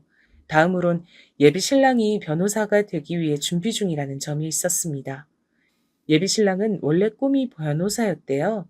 그런데 상황들이 이래저래 항상 여의치 않았기 때문에 줄곧 평범한 직장 생활을 하고 있었던 겁니다. 변호사가 되기로 아예 작정을 먹은 건 절 만난 뒤였죠. 제가 자꾸만 해보라고 용기를 불어넣어줬거든요. 저는 예비 신랑을 만나면서 영영 잃어버릴 줄 알았던 결혼에 대한 긍정적인 마음을 다시 찾았기 때문에 저도 뭔가 상대방에게 좋은 영향의 변화를 일으켜주고 싶었어요. 변호사 준비에 매진하려면 당연히 일을 관둬야 했죠. 죽기 살기로 매달려도 될까 말까 한 게 변호사라고 했으니까요. 전 슬프게도 공부와 썩 인연이 없는 두뇌였지만 공부에 일가견 있는 사람이라면 항명 알고 있었습니다. 제 친정 언니요. 야, 너 남들보다 훨씬 더 뒤통수 잘 맞고 살팔자로 보이는 거 너도 그 나이쯤 먹으니까 실감되지? 그니까 얼마나 진지한 사이가 되든 간에 부모님 회사라든지 집안 재산이라든지 이런 건 다 드러내지 말고 지내. 그리고 변호사는 진짜 아무나 되는 거 아니다. 그 사람이 허송세월만 날리고 변호사가 안 될지도 모를 일이잖아. 그니까 아무튼 네 패를 굳이 다 까볼 필요가 없어. 친정언니의 입에서 변호사 되는 건 정말 힘든 일이라는 소리를 들은 이상 전 예비 신랑의 뒷바라지를 굉장히 열심히 해야겠다 다짐했어요. 보통의 정신과 체력으론 변호사가 못 되겠더라고요. 게다가 예비 시댁은 아들의 꿈을 믿고 응원이나 못 해줄 망정 변호사 준비하는 동안에 그럼 돈은 어디서 어떻게 벌 거냐며 그 걱정이나 하고 돈 타령이나 해댔거든요. 제가 아니면 예비 신랑은 변호사 도전을 꿈꾸기가 정말 어려운 형국이었어요. 우리 아들하고 만난다는 아가씨가 그쪽이에요? 둘이서 결혼까지 이미 약속을 했다던데. 그러면서 대체 우리 아들한테 얼마나 헛바람을 많이 넣었으면 우리 아들이 멀쩡히 잘 다니던 회사도 때려치냐고. 여자 하나 잘못 사귀어서 우리 아들 인생이 망신당하게 생겼네. 그것도 개망신. 그 모친께선 저를 보자 분통을 터뜨리셨어요. 가슴을 퍽퍽 치기도 하셨죠. 저 때문에 예비 신랑이 그릇된 방향으로 가게 됐다 여기시더군요. 그런데 말끝마다 어쩜 그렇게 우리 아들 소리를 해대시던지 제가 듣기론 예비 신랑이 자라는 동안 특별하게 지원을 해주신다거나 큰 도움을 주신 적이 없던 것으로 아는데 뭐든 악바리 정신으로 혼자 다 해낸 예비 신랑에게서 떨어지는 콩고물에는 무척이나 관심이 지대하신 것 같아서 제 기분이 싱숭생숭하더라고요. 적어도 제 친정 부모님께선 부족한 작은 딸 때문에 걱정을 많이 하셨을지언정 당신들께서 저에게 무언가를 얻어내려고 하신 분들은 아니셨으니 예비 신랑의 입장이 낯설게 보이기도 했습니다. 제가 얼마나 팔자 좋은 집안에서 나고 자랐는지 그런 것도 새삼 실감이 됐고요. 부모님 관심 좀 못 받고 컸다고 해서 불평, 불만을 가졌던 어린 시절이 오랜만에 부끄럽기도 했습니다. 저는 예비 시어머니 되시는 분을 뵙고 나서 제가 더욱 적극적으로 예비 신랑을 지지해줘야겠다고 생각했어요. 제가 일을 꾸준히 다녔고 그러는 동안 예비 신랑은 변호사가 되기 위해 열심히 하루하루를 보냈죠. 그런데 몇 달이 지나자 예비 신랑은 내심 불안한 속내를 드러냈습니다. 너무 늦은 도전은 아니었을까? 진작 이렇게 했어야 했는데 이제 와서 내가 헛물만 켜고 있는 건 아닐까 싶다. 늘 강인하고 꿋꿋해 보이던 사람도 나약해질 때가 있다는 것을 저는 이때 처음 알게 됐어요. 힘들어했고 무척 막막해했어요. 어느 순간엔 끌어넘치던 자신감이 갑자기 확 하락해서 아무것도 못할 정도가 되기도 했죠. 예비 신랑은 20살 나이부터 자취를 해왔고 워낙 독립적인 성격의 사람이었습니다. 그래서 본인 스스로도 외로움을 안 타고 스트레스도 별로 안 받고 딱히 힘든 것도 잘 모르며 사는 사람인 줄 알았다네요. 그런데 아닌 것 같아. 얼마 전에 친구놈이 직장에서 지난주에 승진했다는 걸 알게 됐는데 미치겠더라. 예전 같았으면 그런 소식 들어도 눈 하나 깜짝 안 했을 테고, 그래? 야, 잘 됐다. 정말 축하한다. 이렇게 인사를 해줬을 텐데 그게 안 되더라. 내 마음이 복잡했어. 이런 내 자신이 너무 못나서 미치겠다. 나 이제 어떡하냐. 이러다 변호사고 뭐고 다 실패하는 거 아닐까 싶어. 예비 신랑이 그런 심적 방황을 하고 있을 때 그 가족들은 아무런 도움이 안 됐습니다. 변호사 되기 힘들 것 같으면 하루빨리 공부하는 걸 때려치우고 안정적인 직장이나 다시 구하길 바라며 예비 신랑이 주는 용돈을 기다리고만 있는 사람들이었으니까요. 예비 신랑을 단단히 붙들어준 건 저뿐이었죠. 너무 자책하지 마. 살면서 누구나 그럴 수 있는 거야. 나 봐. 똑똑한 척은 다 하고 다니는데 뒤통수도 잘 맞고 어리버리하고 다혈질이고 감정적이고 못남 좀 투성이잖아. 나라고 해서 주변에 이런 내 면모를 들킬 때마다 안 창피했을 것 같아? 절대로 아니야. 나 이혼했을 때 주변에 소문 다 났었는데 그때 쪽팔려서 한강물에 뛰어들고 싶었어. 하지만 지금의 나를 봐. 멀쩡히 잘 살고 있잖아. 매일 출퇴근 성실하게 하면서 하루하루 살고 결혼할 남자친구의 꿈을 응원하면서 그렇게 보람차게 사는 지금의 내 자신이 나는 좋아. 자기도 시간이 흘러서 이때 돌아봤을 때 그땐 정말 막막했지만 다 지나고 보니 웃을 수 있는 과거가 됐다고 그렇게 말하게 될 거야. 진짜로 그렇게 될까? 내가 지금의 시기를 이겨내고 성공할 수 있을까? 그렇다니까. 자긴 나만 믿어. 그리고 돈 걱정도 할 필요가 없어. 내가 따박따박 돈 버는 직장인이야. 뒤에서 내가 받쳐주고 있는데 무서워할 게 뭐가 있어? 처음 봤을 땐 저렇게 사람이 허술하고 맹해서 어떻게 하나 싶었는데 이미지가 내 안에서 이제 바뀐 것 같다. 내가 지켜줘야 할 여자가 아니라 내가 도움받고 의지해도 될 여자로 보인다. 정말 든든하네. 고마워. 나 정신 바짝 차리고 열심히 할게. 저에게 예비 신랑은 무척 감동을 했습니다. 항상 뭐든 베푸는 쪽에서 살아왔던 예비 신랑은 자기가 맹목적으로 받아보기만 한 게 처음이라 그랬어요. 특히나 예비 신랑은 자기 가족들의 기대를 늘 짊어져야 했으니까요. 참고로 예비 시아버지 되시는 분께선 건강이 안 좋으셨답니다. 그래서 예비 신랑은 남들보다 이르게 가장 역할을 해오며 지내왔던 거예요. 한바탕 예비 신랑이 심적 방황을 거친 게 끝이 나고 다시 공부에 매진을 하자 예비 시어머니께선 저를 향해 놀랍단 눈초를 보내오셨습니다. 이제 보니까 아주 만만치 않은 아가씨였네. 처음엔 남의 집 귀한 아들 가지고 자기 입맛대로 장난질을 치는가 싶었는데 제법 살뜰하게 뒷바라지를 이어가잖아. 다시 봤어요. 이 정도면 그 정성은 내가 인정을 해줘야죠. 우리 아들을 믿어주고 밀어줘서 내가 엄마로서 고마운 마음입니다. 아니에요, 어머님. 재능과 꿈을 다 갖춘 사람을 그냥 지나칠 수가 없어서 옳은 길을 걸을 수 있도록 전 열심히 응원만 해줬을 뿐이에요. 아, 그리고 이제 말씀 편하게 하세요. 그렇게 해주실 거죠? 저를 아직 못마땅해 하며 경계심 어린 기색을 보이고 계셨던 예비 시어머니를 향해 제가 먼저 부드러운 신호를 보내드렸죠. 그랬더니 그때부턴 말씀도 편하게 하시고 여러모로 저를 허물없이 대하시더군요. 저를 예비 며느리로 정식 도장 찍어주신 것 같아서 저는 좋게 생각했답니다. 변호사, 아무나 되는 거 아니라는 친정언니의 말은 정말이었어요.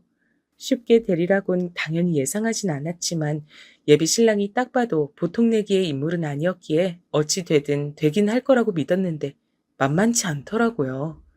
변호사 시험에 한 번 떨어지면 다음을 기약하며 또 피눈물 나는 인고의 시간을 보내야 했으니까요. 주변 사람들을 초조하게 만들고 당사자의 애간장을 다 태우는 시험이었습니다. 예비 신랑이 변호사 시험 합격의 문턱에서 정말 아깝게 낙방이라는 고배를 마셨고 전 묵묵히 다시 뒷바라지를 해주었습니다. 예비 시어머니의 사촌언니 되시는 분께서 도중에 심장마비로 돌아가시는 큰 일이 있었는데 그때도 제가 장례식장에 가서 얼굴을 비추고 이런저런 일도 거들었었죠. 예비 시댁의 분들도 그래서 저를 거의 다 알았어요. 제가 묵묵하게 열심히 예비 신랑의 변호사 준비 뒷바라지를 해온 것 그 역시도 모두 알고 있었고요. 그 앞에서 예비 시어머니께선 목에 힘을 주셨었습니다. 특히나 당신의 친정 식구들이 거의 다 얼굴을 비춘 현장이었기에 장례식이었을지라도 자랑할 만한 기회를 온전히 놓치기란 아쉬웠던 모양이었죠. 우리 아들은 내가 낳았지만 정말 인류 최대의 미스테리야. 아니, 공부만 잘하든가 아님 인물만 좋든가 뭐든 하나만 특출나도 될 일인데 뭐 하나 빠짐없이 고루고루 잘나더니 부모한테 효도하겠답시고 그 좋은 머리 썩히지도 않고 변호사 시험을 알아서 척척 준비를 하지 않나. 조선시대 조신한 처녀들보다 더 지고지순한 여자 만나다가 뒷바라지를 받질 않나. 아이고, 우리 아들이 이렇게 대단하니까 길을 쓰고 고된 뒷바라지 하겠다고 자처하는 여자가 일 수밖에 없지. 내가 아들을 잘 낳아도 너무 잘났어. 큰일이야.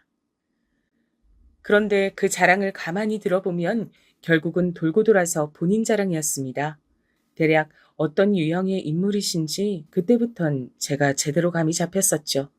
어째서 예비 신랑이 어렸을 때부터 집안 어른들로부터 예쁨을 많이 받았음에도 무뚝뚝하고 초연한 사람으로 자라났는지 알 것도 같더라고요.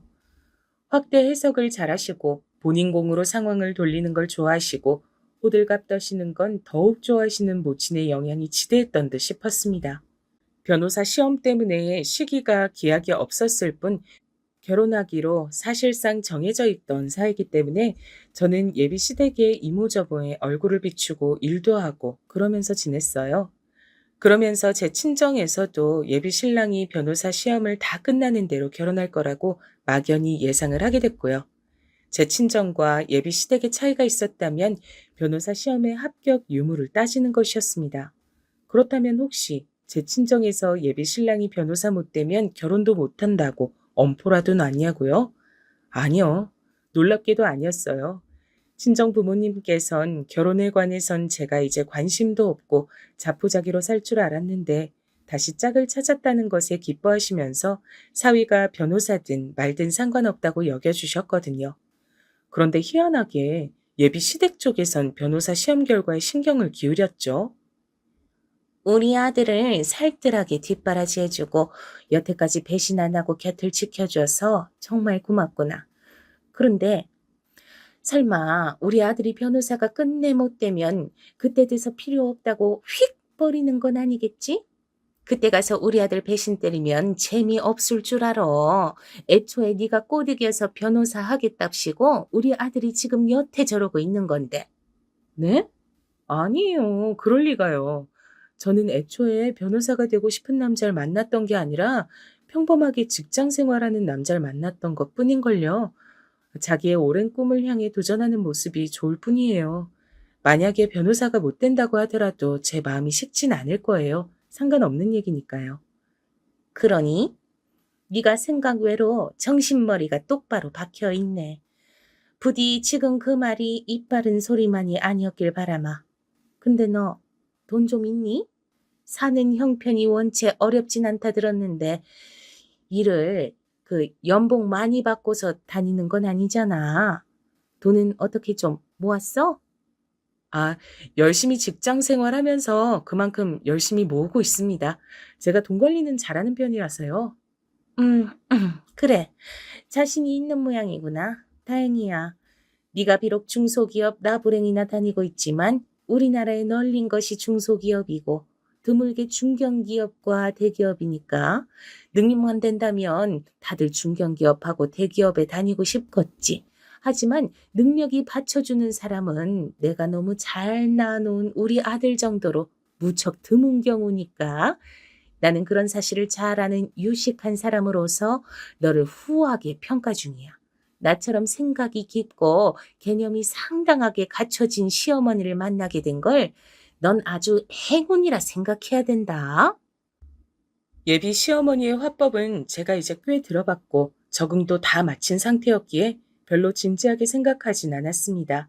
듣는 사람의 어리 빠지는 말씀을 아무리 하셔도 전 그저 아, 저분이 자아도취를 또 하셨구나 이렇게 생각하고 말았죠. 제가 하도 수더분한 반응만 보이니까 나중이 되어서는 예비 시어머니께서도 제 앞에서 별다른 말씀을 안 하기 시작하셨던 것 같아요. 그래서 저는 설마 그분이 시간이 지나 제 속을 뒤집어 놓으실 줄은 몰랐습니다. 속 뒤집어지는 그때가 되기 이전에 제가 예비 시댁의 또 다른 인물과 엮인 것이 먼저였죠. 예비 신랑은 외동이 아니었거든요. 그 여동생, 저에겐 예비 시누이 되는 인물이었습니다. 아주 골 때리는 사람이었어요. 남매가 성향이 아주 달랐죠. 예비 신랑이 현실주의자라면 예비 시누이는 이상주의자였습니다. 에이씨, 항공사들이 죄다 눈이 삐었나? 왜 자꾸 나를 승무원 채용해서 불합격시키는 거야? 이젠 지원할 항공사도 아예 남아있질 않은데. 아, 안 되겠다. 오빠는 쇼핑몰에서 모델이나 하면서 경력부터 쌓아야지. 언니 생각은 어떠세요? 제가 쇼핑몰 모델하면 그 경력이 승무원 지원하는 데 도움 되겠죠?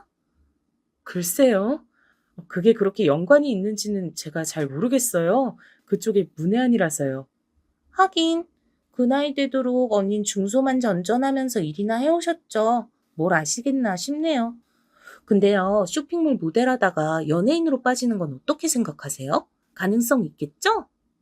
어떻게 생각하긴 뭘 어떻게 생각합니까? 문외한이라고 대답을 했는데도 막무가내였죠. 예비 시누이는 이런 성격이었어요. 말을 할 때 뇌를 거치고 말을 해야 하는데 입에서 그냥 막 뱉었어요. 신체 조건도 괜찮고 얼굴도 제법 예쁘장했는데 왜 자꾸 승무원 시험에 떨어지는지 알 것 같더라고요. 예비 시댁에 가서 밥을 함께 먹었을 때 목격했던 건데 예비 시아버지 되시는 분께서 밥상을 앞으로 가져오시자마자 아직 물컵이 안 보인다고 말씀을 하셨거든요. 물컵 좀 놓으라고 그렇게 말씀을 하셨다면 그 의미가 뭐겠어요? 여러분이 만약 이 상황에서 그 요청을 받은 예비 시누이가 되셨다고 가정해보면 어떻게 행동하셨을 건가요? 당연히 컵에 물을 받아서 가져다 드리지 않겠어요. 하지만 예비 시누이는 컵만 가져왔습니다. 물컵만 갖다 드리고는 짜증을 내시는 본인의 부친을 향해 물 떠다 달란 요청은 따로 없었잖아요. 라고 받아치더군요. 이런 판국인데 무슨 승무원을 하겠나요? 혹시 순수 아기라고 들어보셨어요? 어린아이들은 아기가 없기 때문에 순수한 마음으로 나쁜 짓을 할 때가 있다고 해요. 이런 게 순수 아기라고 하던데 예비 시누이가 딱 그랬습니다. 그리고 이런 인물에게 저는 제 과거를 털어놓는 실수를 저지르고 말았죠. 딱히 아기가 없고 말을 막 할 뿐이라는 걸 알고 나자 예비 시누이가 꽤 괜찮은 사람으로 느껴져서 어느 날 예비 시댁 근처의 카페에서 따로 커피를 마시게 됐을 때 이런저런 대화를 나누다가 제 과거를 궁금해하는 예비 시누에게 말을 해버렸던 거예요. 결혼 전적, 유산 이야기 이런 걸 말이에요. 그때 굳이 왜 예비 시댁을 갔었는가 하면 예비 신랑이 변호사 시험을 다시 친 직후였기 때문입니다. 예비 신랑은 합격을 예감하며 표정이 밝았고 모두가 좋은 시간을 보냈었죠. 당연히 저는 결혼을 머릿속에 바로 그리게 됐고요. 이제 한 가족이나 다름없는 예비 시누이가 가슴 아프단 표정으로 제 이야기를 들어줬을 때까진 문제가 없었습니다.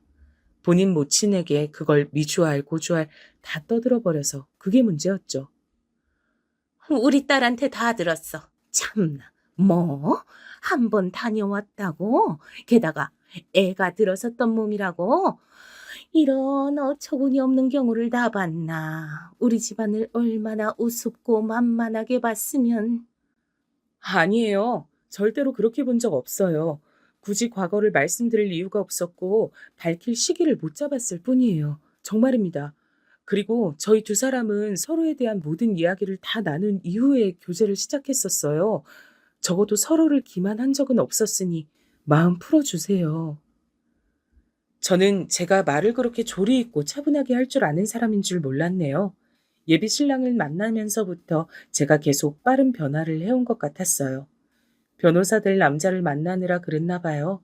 제가 정중하게 말씀을 드리자 예비 시어머니께선 씩씩거리면서도 화를 꾹 참으셨고 몇 달 후 예비 신랑은 당당하게 변호사가 됐습니다. 모든 게 다 잘 되어가는 줄로만 알았어요. 하지만 예비 신랑이 변호사가 되고 나자마자 예비 시어머니께선 거품 물고 발작을 해대시며 절 반대하기 시작하셨습니다. 우리 아들이 무려 변호사인데, 사자 중에 사자, 변호사인데, 중소기업 나부랭이 다니는 보잘것없는 여자와 결혼을 시킬 순 없지. 고작 이딴 며느리 보려고 내가 우리 아들 변호사 만든 줄 알아?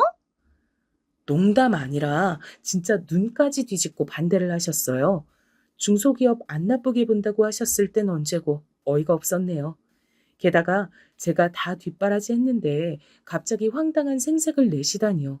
말도 안 될 일이었죠. 하지만 자기 모친이 울고불고 난리를 치는 모습에 예비 신랑도 선뜻 모진 말씀은 못 드리고 한숨만 쉬는 형국이었습니다. 저는 예비 시어머니께 양심이 있으시다면 저의 지난 수고를 봐서라도 결혼시켜 주시는 게 맞다고 말씀을 드렸어요.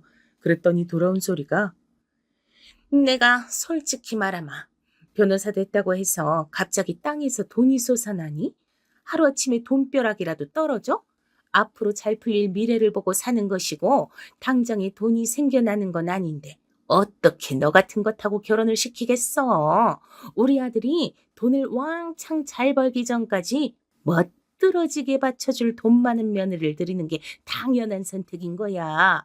이제 변호사가 됐으니 잘 사는 집 아가씨들도 줄을 설 거다.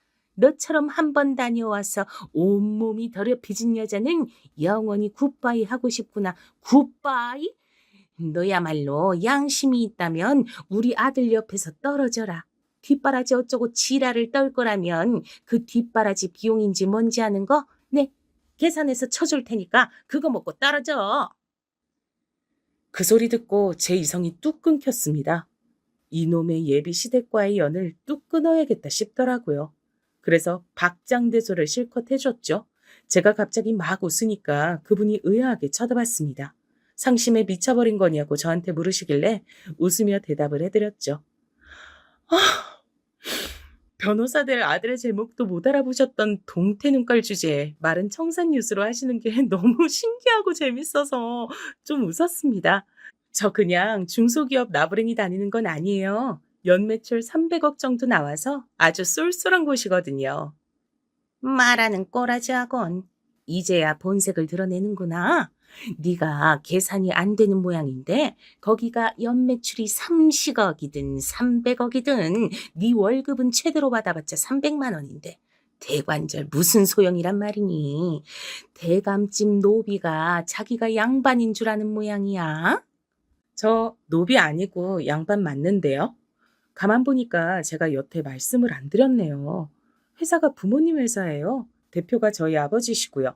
저는 낙하산으로 들어왔습니다. 머리 똑똑한 친언니가 있어서 앞으로 회사 망할 일 절대로 없고요. 저는 앞으로 낙하산 타고 쭉쭉 올라갈 예정이에요.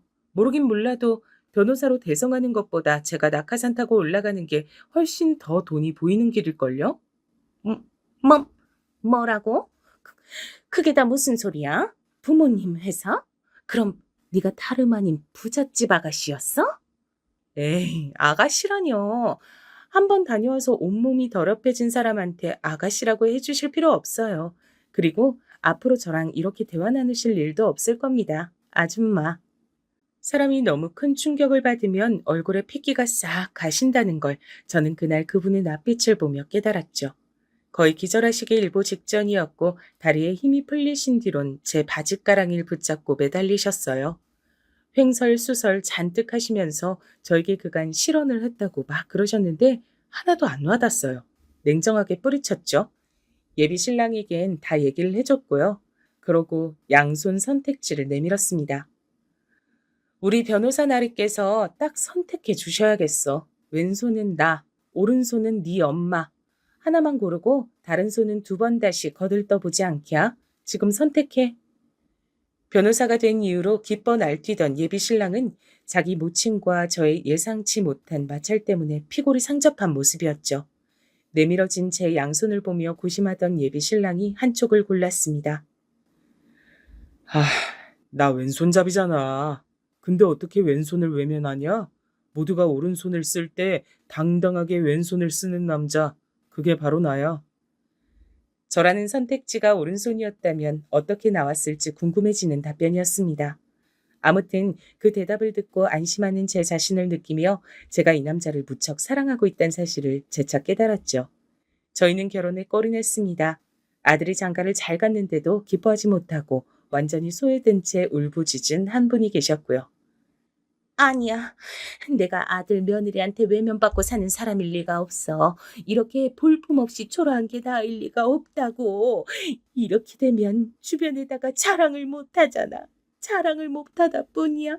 온갖 수군거림을 다 듣는 신세가 됐는데 나 이제 앞으로 어떻게 살라는 거야?